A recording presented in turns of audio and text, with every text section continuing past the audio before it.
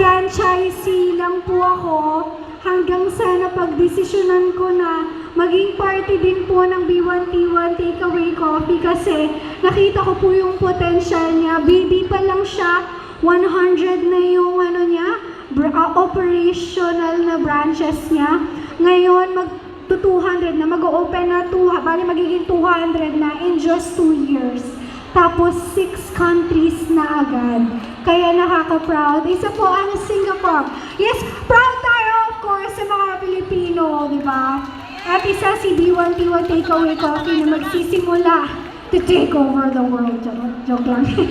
At ayun nga po, actually, pwede po kayo mag-franchise dito sa Philippines. Wala pala tayo sa Pinas. Dito mismo sa Singapore. Pero kung kayo naman po, may family kayo sa Philippines na gusto nyo po mag-business, i-share ko lang bakit po ito yung napili ko.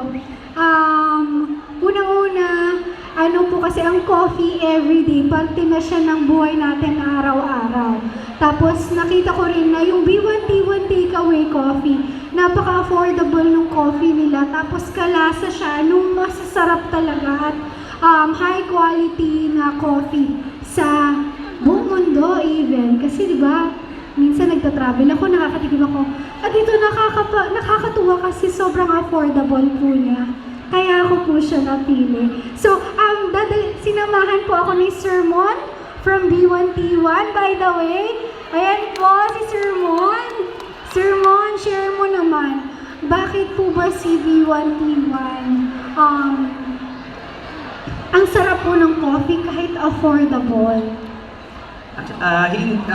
First of all, magandang hapon po sa lahat ng mga Pilipino po na nandito.